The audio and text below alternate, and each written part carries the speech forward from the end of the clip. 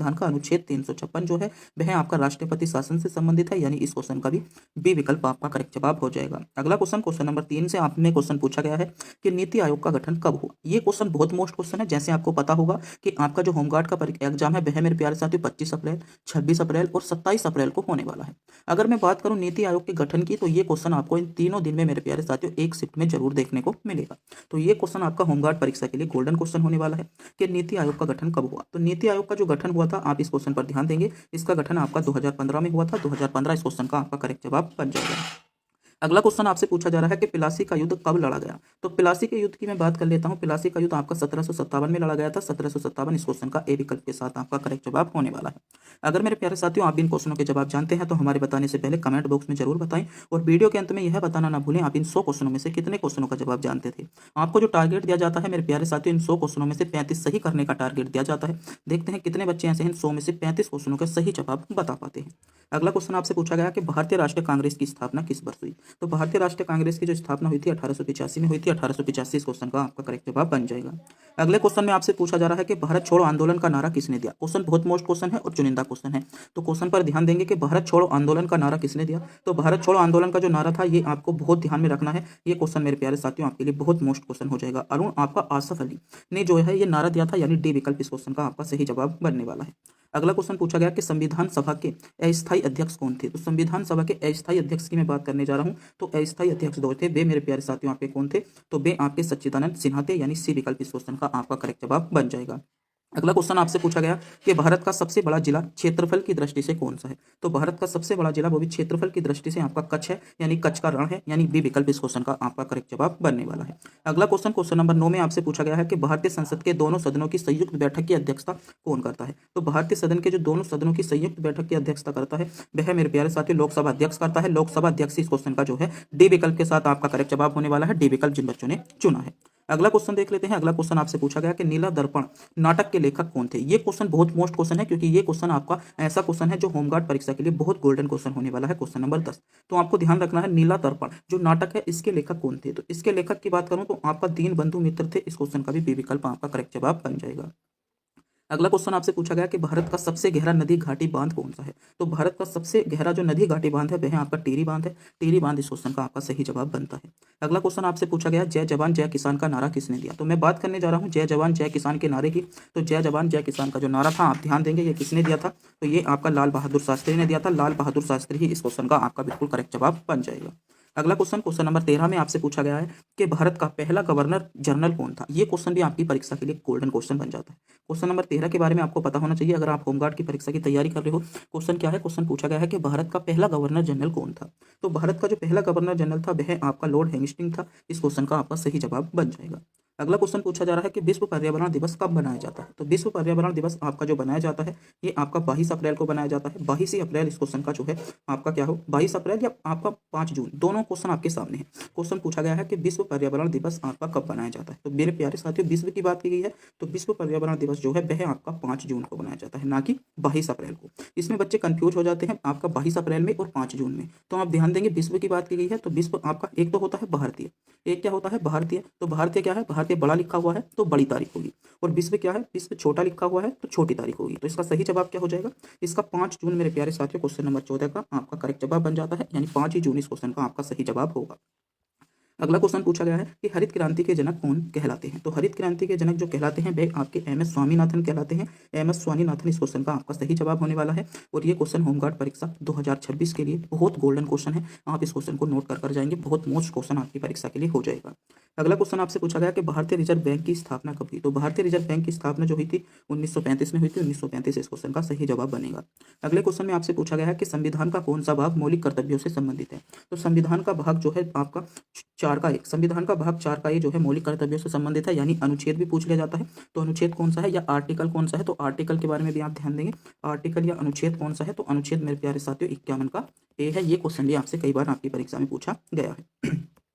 अगला क्वेश्चन देखते हैं। अगला क्वेश्चन में आपसे क्या पूछा गया है, क्वेश्चन नंबर 18 में आपसे पूछा जा रहा है कि भारत का सबसे बड़ा बंदरगाह कौन सा है।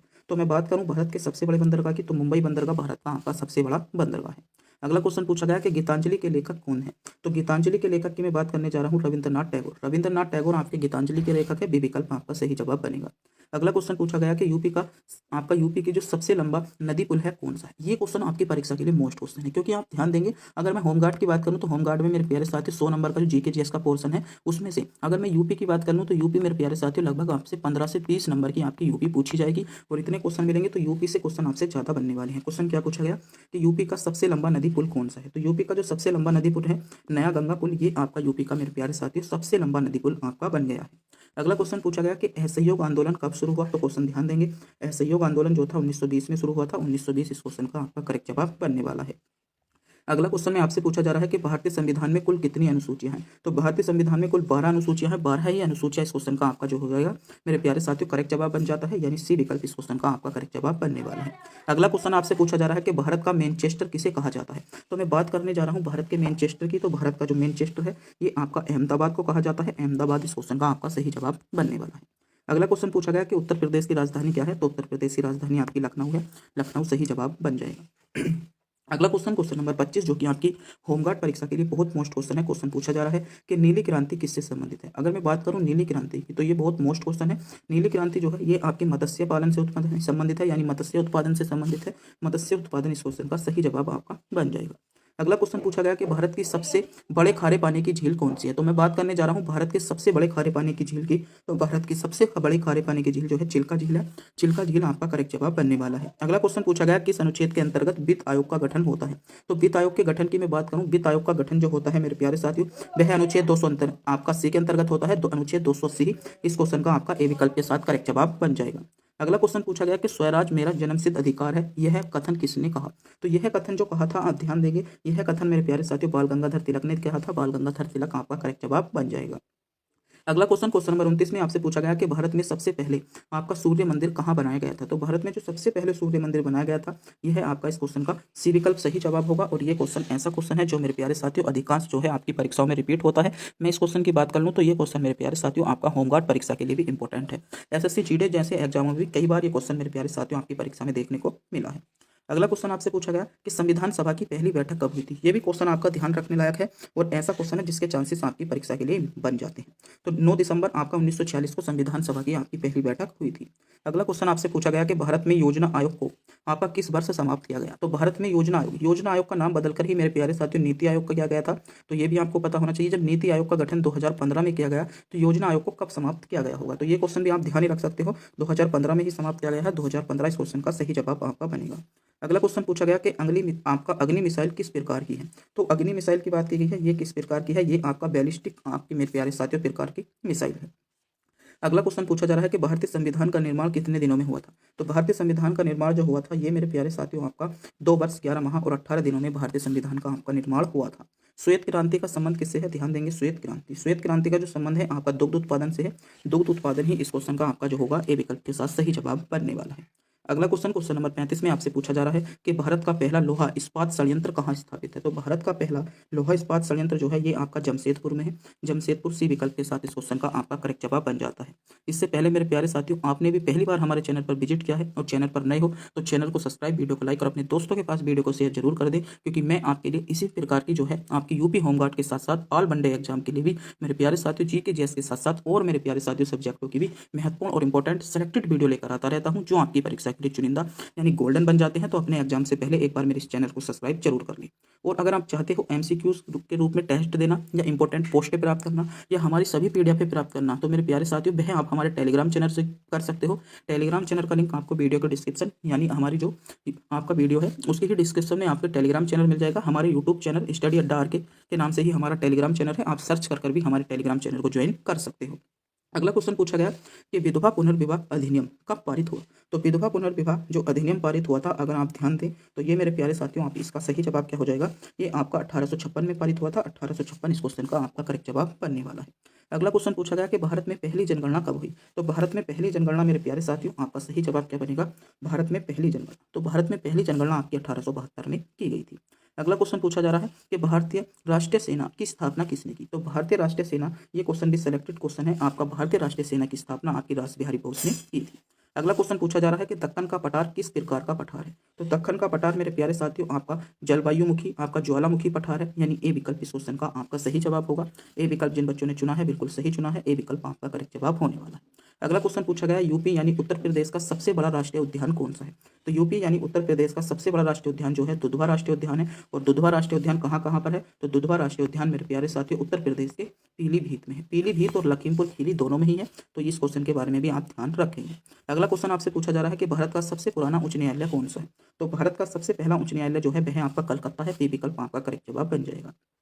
अगला क्वेश्चन क्वेश्चन नंबर 42 जो कि होमगार्ड परीक्षा के लिए बहुत मोस्ट क्वेश्चन होने वाला है। क्वेश्चन पर ध्यान देंगे। क्वेश्चन क्या है, क्वेश्चन है कि भारत का नेपोलियन किसे कहा जाता है। तो भारत के नेपोलियन की बात कर लूं, भारत का जो नेपोलियन कहा जाता है आपका समुद्रगुप्त को कहा जाता है।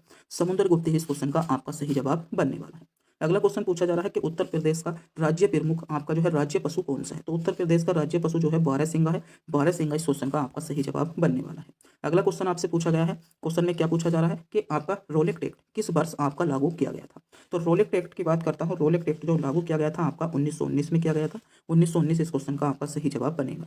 अगला क्वेश्चन पूछा जा रहा है कि भारत में पहली रेल कब चली। तो भारत में पहली रेल आपकी 1853 में चली थी। 1853 आपका करेक्ट जवाब बन जाएगा। संविधान का कौन सा अनुच्छेद शिक्षा के अधिकार से संबंधित है। तो शिक्षा के अधिकार से जो संबंधित अनुच्छेद है आप ध्यान दें तो वह आपका अनुच्छेद 21 का एक जो है आपके संविधान में शिक्षा के अनुच्छेद जो है से संबंधित है, यानी बी विकल्प आपका करेक्ट जवाब बनने वाला है। अगला क्वेश्चन पूछा गया कि भारत का शोक किसे कहा जाता है। अगर मैं बात करूं भारत के शोक की, तो भारत का मेरे प्यारे साथी शोक, भारत का शोक आपका जो कहा जाता है महात्मा गांधी को कहा जाता है। महात्मा गांधी आपका करेक्ट जवाब बनेगा। अगला क्वेश्चन पूछा गया कि उत्तर प्रदेश का सबसे ऊंचा जलप्रपात कौन सा है। मोस्ट क्वेश्चन आपका होमगार्ड परीक्षा के लिए हो जाएगा। चुनिंदा इस क्वेश्चन को कह देता हूँ और ऐसा क्वेश्चन कह देता हूँ जो आपको परीक्षा में देखने को मिलेगा। तो भारत का सबसे ऊंचा जलप्रपात कौन सा है, तो देवदरी जलप्रपात जो है भारत का सबसे ऊंचा जलप्रपात है। और सी विकल्प इस क्वेश्चन के साथ आपका करेक्ट जवाब बन जाएगा।